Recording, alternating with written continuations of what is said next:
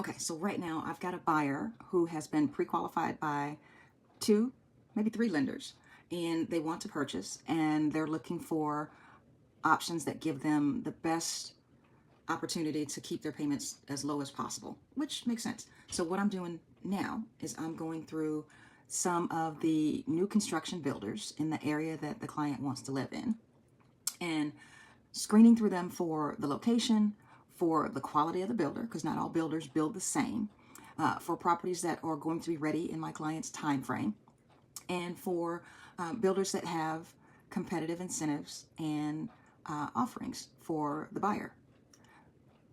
Builders will give incentives for buyers who use their internal lender and who use their title company, because the builders have this whole ecosystem already set up. So they have the sales rep on the community, they have an inside lender that offers programs.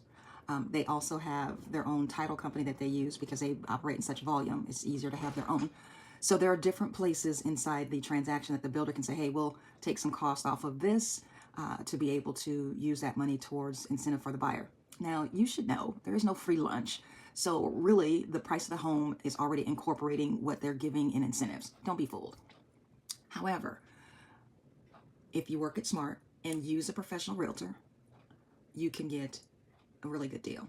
So I'm scrubbing these builders for my client, and we'll be taking tours of the builder. But before my client goes in, I will be registering them so that the builder knows that they're being represented by an agent, so that we can get the builder to pay the agent compensation, and it doesn't have to come out of my buyer's closing costs. So financial incentive for sure for my clients to let me register them first.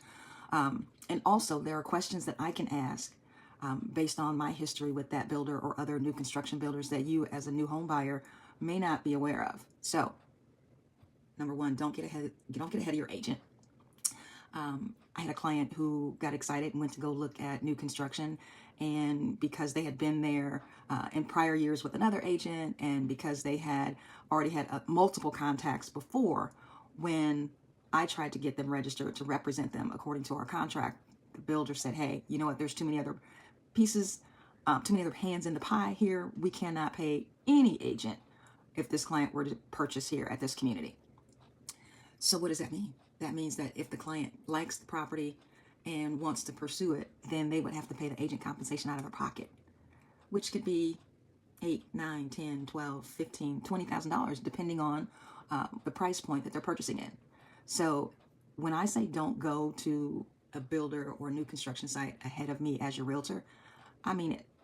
I mean it because it can cost a lot of money. If you fall in love with the property and you want to buy it, and then the builder says, well, we can't pay your agent, you're going to have to pay your agent out of your pocket. And they're not discounting that off the purchase price of the house. So anyway, that's my rant.